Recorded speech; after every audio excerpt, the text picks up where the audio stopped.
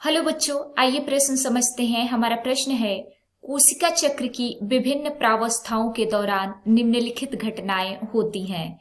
प्रत्येक घटना के सामने उसकी प्रावस्था का नाम लिखिए। नीचे लिखा है केंद्रकीय झिल्ली का विघटन। आइए समझते हैं। बच्चों, सबसे पहले हम अपने प्रश्न की मुख्य अवधारणा को समझेंगे। मुख्य अवधारणा, हमारे प्रश्न में हमसे पूछा गया है केंद्रकीय झिल्ली का विघटन होने की प्रावस्था कौन सी है। आइए लिखें, केंद्रकीय झिल्ली का विघटन कौन सी प्रावस्था में होता है, समझेंगे। बच्चों, जब कोशिका का समसूत्री विभाजन होता है तो इसमें विभिन्न प्रकार की प्रावस्थाएं घटित होती हैं।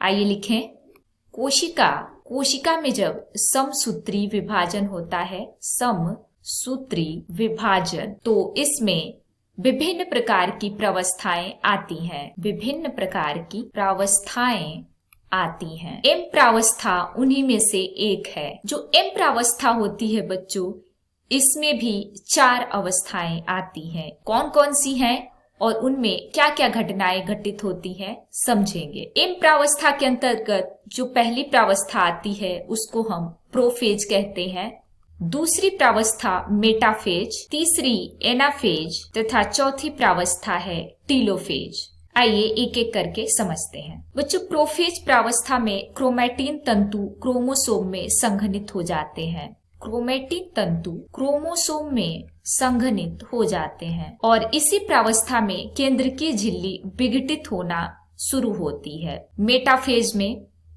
केंद्रकीय झिल्ली पूरी तरह से विघटित हो जाती है। आइए लिखें, केंद्रकीय झिल्ली पूरी तरह से विघटित या गायब हो जाती है। किसमें?